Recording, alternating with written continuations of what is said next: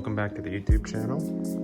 Today we're going to be doing an update on the 50-gallon lagoon. So if you guys follow my Instagram at all, you'll see that I have posted a couple updates on it since from the point where it was bare to the point where I got rock in it, water in it, and stuff like that. But I haven't really done like a full tank update currently, so this is gonna be a little bit of a long one, but hopefully stick around, guys, and hopefully you'll enjoy what's going on. And I'm going to talk about future plans and things like that, so stay tuned. Alright guys, welcome back to the channel. I went ahead and turned the pumps off, and I'm going to do an update on the 50-gallon lagoon. And so I have two RFG nozzles on this, which are back there, being fed by a 500-gallon per hour innovative marine stock pump. I am going to change that out soon, but for now it's working pretty well. I have an ice cap 1K gyre, and it's usually off because it provides way too much flow. Like when I turn it on, everything just closes up, doesn't open up as much, doesn't really seem to be doing well. So for now I'm going to keep that off. I'm going to try it vertically as well, so it provides like a flow like in this direction, but for now we're good with just the stock pump. So stocking list on this thing, you're probably going to see them all like right here. So we have a yellow tang, he's eating something. We have a clownfish, one, because the other one died. Midas Plenty. He is the coolest guy. He's one of like the ones with the most personality, and he thinks I'm gonna feed him, but I'm not. There should be a black clown goby somewhere. Somewhere. But I can't find him right now. There's two shrimp. Two of these candy cane or skunk shrimp. And there's one mandarin as well.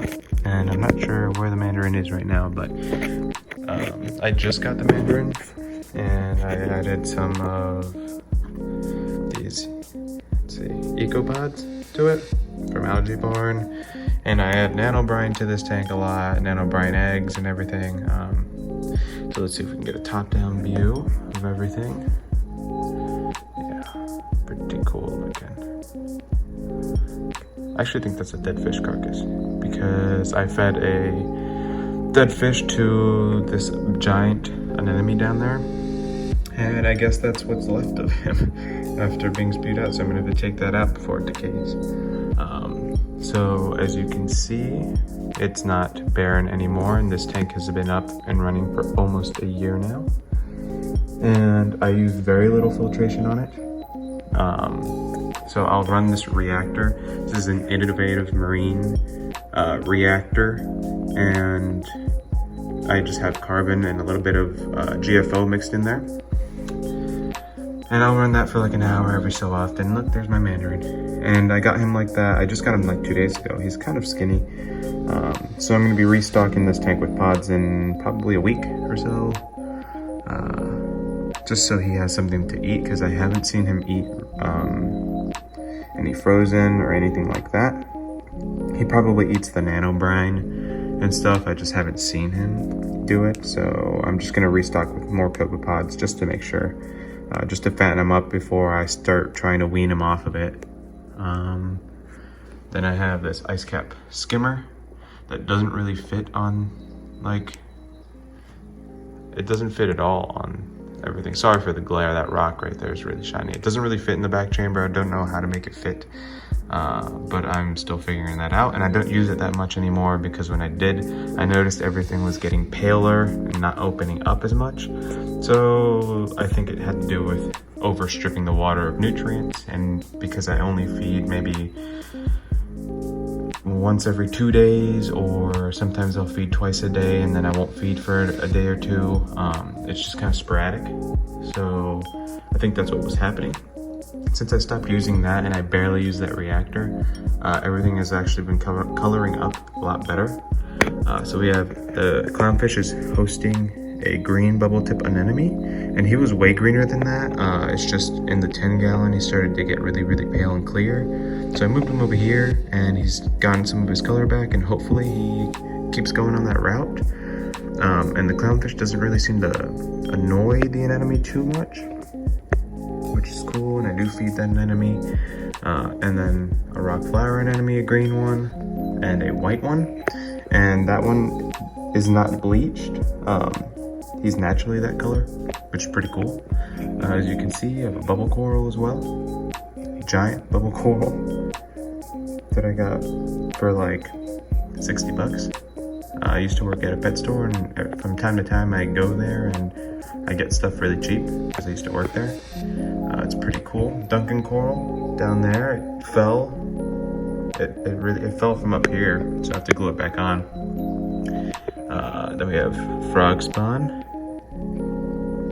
Pretty cool. And then this hammer, I'll actually see if I can like post a picture of it, what it used to look like in the 10-gallon, and then it started to just randomly recede and like pale out, and the polyps like bailed out and couldn't find them anywhere.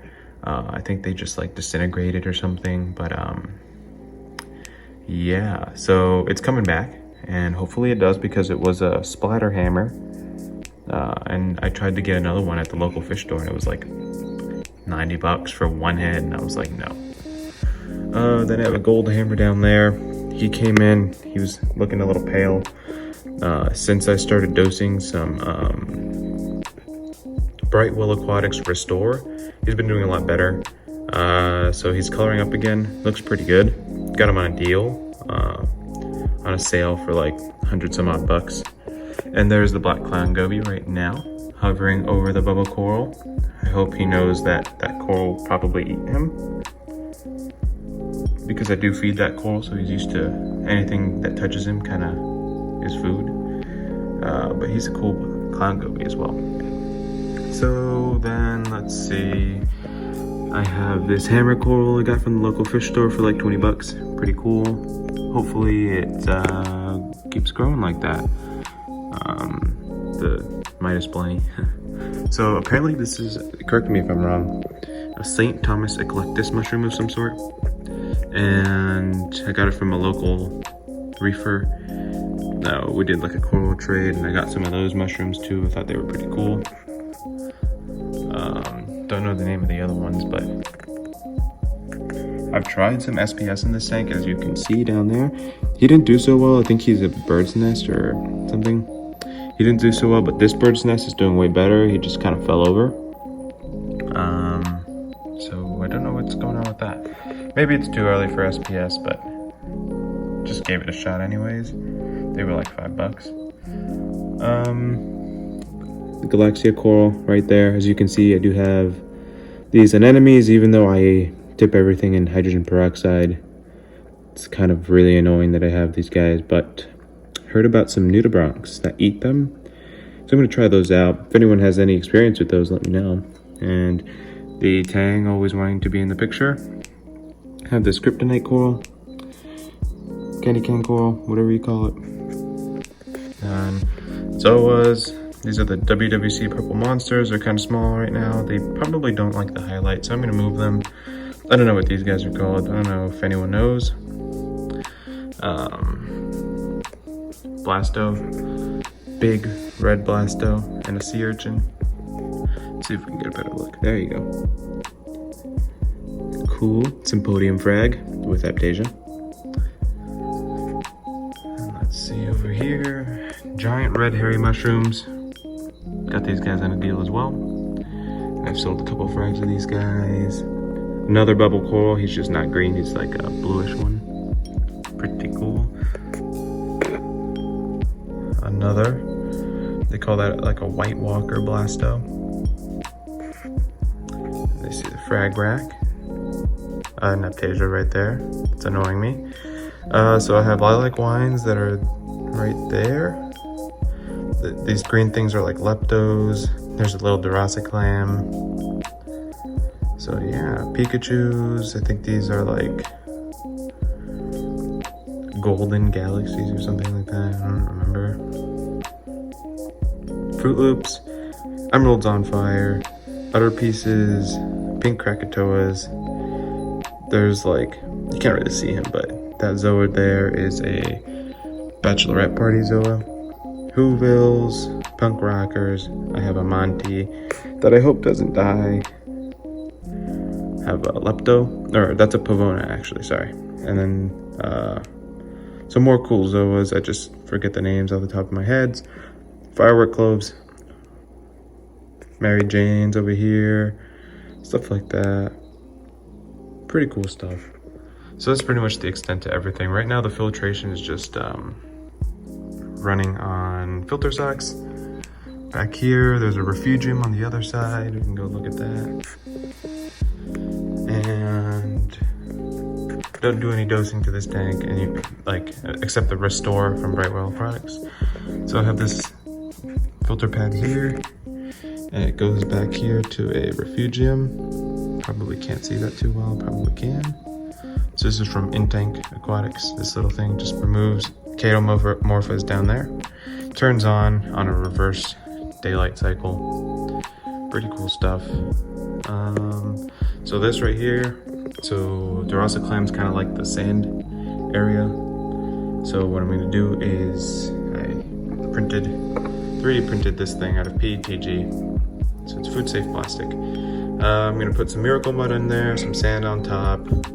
I also 3D printed this little clam holder. See how it's curved? All right. Clam can hold on to that. I'm gonna put that right in there with all the Miracle Mud and the sand. Put that right in the tank somewhere. I'm gonna have to move things around and put the clam in there, and then hopefully he'll take root in there. It's big enough that he has enough space to grow until I switch it out. And yeah, so that's these are actually Emerald Chaoses. They're pretty cool. So yeah, so that's pretty much the tank update. Sorry for it being so long. I'm gonna update you guys on how the sand thing goes on a few other projects, and then we're gonna do an update on the 7-gallon tank in my room. And then that's it. So thank you guys for watching. Like, comment, and subscribe, and I'll see you guys on the next one.